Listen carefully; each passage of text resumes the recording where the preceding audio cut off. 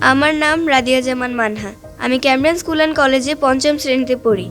আবৃত্তি করছি পঞ্চম শ্রেণীর বাংলা কবিতা দূরের পাল্লা। কবিতাটি লিখেছেন সত্যেন্দ্রনাথ দত্ত। চলো কবি পরিচিতি জেনে নেওয়া যাক। কবি সত্যেন্দ্রনাথ দত্ত 1882 সালে ভারতের পশ্চিমবঙ্গে জন্মগ্রহণ করেন। তিনি বাংলা কবিতায় নতুন ছন্দ ও শব্দের ঝংকারের সূচনা করেন।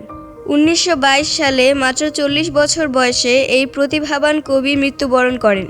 তবে তার ছন্দময় সাহিত্যকর্ম আজও বাংলা সাহিত্যে অম্লান। দূরের পাল্লা। ছিপ খান তিনদার তিনজন মাল্লা, চৌপর দিনভর দেয় দূর পাল্লা। পারময় ঝোপঝাড় জঙ্গল জঞ্জাল, জলময় শৈবাল পান্নার টাকশাল। কঞ্চির তীর ঘর ওই চর জাগছে, বনহাঁস ডিম তার শ্যাওলায় ঢাকছে। চুপ চুপ ওই ডুব দেয় পান কৌটি, দেয় ডুব টুপ টুপ ঘুমটার বউটি। ঝকঝক কলসির বক বক শোনগো, ঘুমটায় ফাঁক বয় মন উন্মনগো। তিনদার ছিপ খান মন্থর যাচ্ছে, তিনজন মাল্লায় কোন গান গাচ্ছে। এই কবিতাটা থেকে আমরা কি কি নতুন শব্দ শিখতে পারলাম তা জেনে নেই।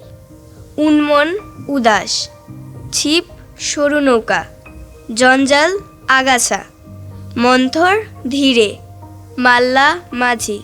সবাইকে ধন্যবাদ।